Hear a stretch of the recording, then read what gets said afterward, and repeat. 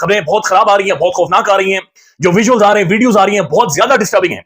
अल्लाह रहम करे, लेकिन ऐसा महसूस हो रहा है कि लाइन क्रॉस हो चुकी है। कश्मीर का ये क्राइसिस जो वहां तक पहुंचा के जहां पर कश्मीर के लोगों का नारा था, डिमांड क्या थी?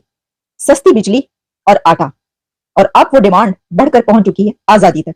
आपको पता है पुलिस के साथ झड़पें हुई हैं, उन्होंने वहाँ पे बहुत सारे जो सरकारी बिल्डिंग्स थी, इमारतें थी, इदारे थे, उन पे उन्होंने हमले किए हैं, लड़ाई झगड़े और बात यहाँ तक बढ़ गई कि फिर उसको एफसी बुलाई गई। झारखंड में एक रैली में अमित शाह ने कहा कि ओके, पाकिस्तान ऑक्यूपाइड कश्मीर का एक एक इंच जो है वो हिंदुस्तान को बिलोंग करता है, और उन्होंने लताड़ा मणिशंकर आयर को, कांग्रेस को और इंडिया अलायंस को कहा डरपोक हैं, ये बुजदिल हैं, जो हमें कहते हैं कि सर्जिकल स्ट्राइक ठीक नहीं है। पाकिस्तान के ट्विटर के ऊपर इस वक्त जो टॉप ट्रेंड है वो आजाद कश्मीर है। आजाद कश्मीर टॉप ट्रेंड बना हुआ इस वक्त। जम्मू कश्मीर की बात किया करते थे कि वहाँ पर बहुत सारे हंगामे होते हैं और मुसलमान वहाँ पर जो है ना परेशान है, लेकिन वहाँ के हालात जो हैं वो बेहतर हो चुके हैं वहाँ, क्योंकि वो इंडियन जो है गवर्नमेंट उसके अंडर आता है और वो रिलीफ दे रहे हैं। जिस आज़ाद कश्मीर की अगर उसकी बात करें तो यहाँ पर वही सेम कल्चर है, वही जो गवर्नमेंट है, वही सारे ट्रेंड्स हैं कि आवाम को किसी किस्म का रिलीफ ना देना। जो वहाँ के असिस्टेंट कमिश्नर से लेकर और अथॉरिटीज की थी, जो ऑफिसर्स, उनके कपड़े उतारकर और उनको मारे लगाई हैं और उनको पहाड़ियों से नीचे गिराया। ये वीडियोस चल रही हैं इस वक्त। तो उसके बाद ये याद आया कि इसके ऊपर एक मीटिंग ही बुला ली जाए। जो आज़ाद जम्मू कश्मीर में हो रहा है वो पिछले 2 रोज़ से तब मीडिया में नहीं आ रहा, लेकिन सोशल मीडिया भरा है। हमने अभी प्रोग्राम से पहले पता भी किया, वहाँ तो काफ़ी हालात बिगड़े हुए हैं, बड़ी सख्त डिमांड। वो तो पहले ही कहते हैं कि हम पाकिस्तान का हिस्सा नहीं बनना चाहते। ये तो हम लोग नारा लगाते हैं कश्मीर बनेगा पाकिस्तान, वो लोग नहीं लगाते हैं। तो ये जो सारा कुछ माहौल बन गया है, वज़ीर आज़म आजाद कश्मीर इस वक्त कहां पर है, किधर है, उसकी क्या डायरेक्शन है, उसकी क्या गुफ्तगू है, उसकी क्या बातचीत है, क्वेश्चन मार्क है। इस बारे में कोई इत्तलात नहीं है।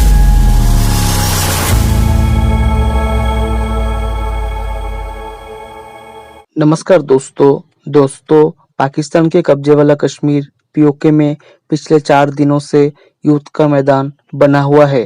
पाकिस्तानी प्रशासन के अत्याचार के खिलाफ आम लोग सड़कों पर उतर आए हैं और पूरे पीओके हिंसा की आग में जल रहा है। पाकिस्तान ने विरोध को दबाने के लिए हिंसक दमन शुरू कर दिया है और पाकिस्तानी सेना निहत्थे लोगों पर गोलियां चला रही है। सोमवार को पाकिस्तानी रेंजर्स की गोलीबारी में 4 आम नागरिकों की मौत हुई है।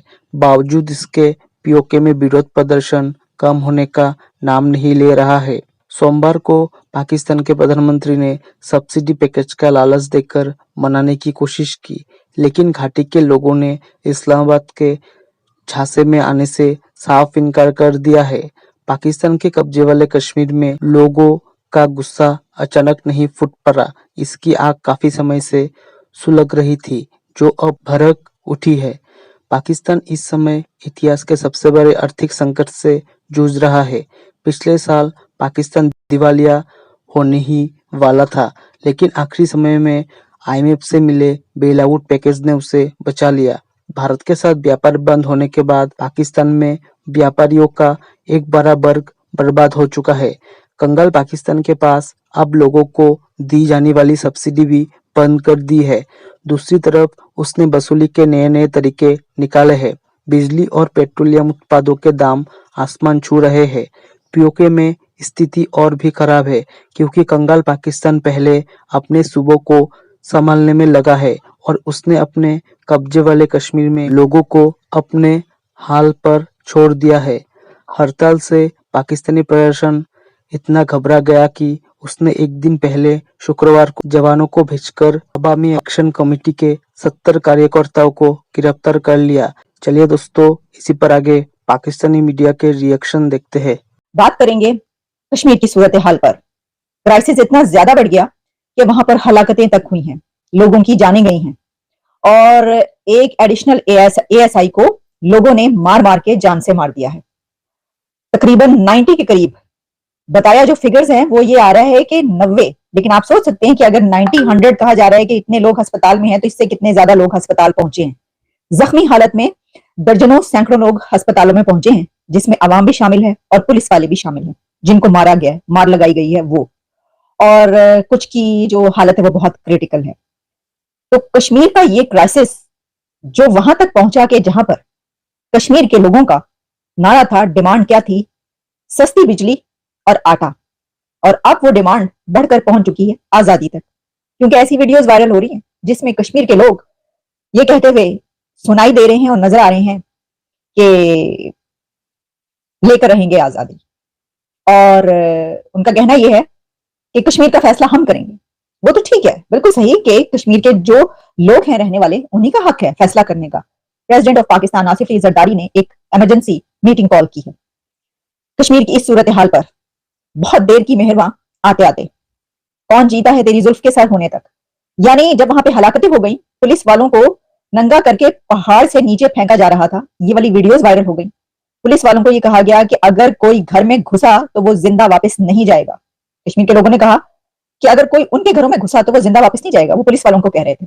और उन्होंने जो वहां के असिस्टेंट कमिश्नर से लेकर और अथॉरिटीज की थी जो ऑफिसर्स, उनके कपड़े उतारकर और उनको मारे लगाई हैं और उनको पहाड़ियों से नीचे गिराया। ये वीडियोस चल रही हैं इस वक्त। उसके बाद ये याद आया कि इसके ऊपर एक मीटिंग ही बुला ली जाए और कहा यह गया है प्रेसिडेंट की तरफ से कि तमाम स्टेक होल्डर्स इस बारे में अपने अपने पेश करें, बताएं कि क्या हल है, इसका रिजॉल्व कैसे किया जा सकता है, इसका क्या सोल्यूशन है। तो वही मैं कह रही हूँ कि बड़ी देर की मेहरबान आते आते कि आपने सोल्यूशन और इसको रिजॉल्व करने का तरीका बहुत ही जल्दी नहीं ढूंढ लिया।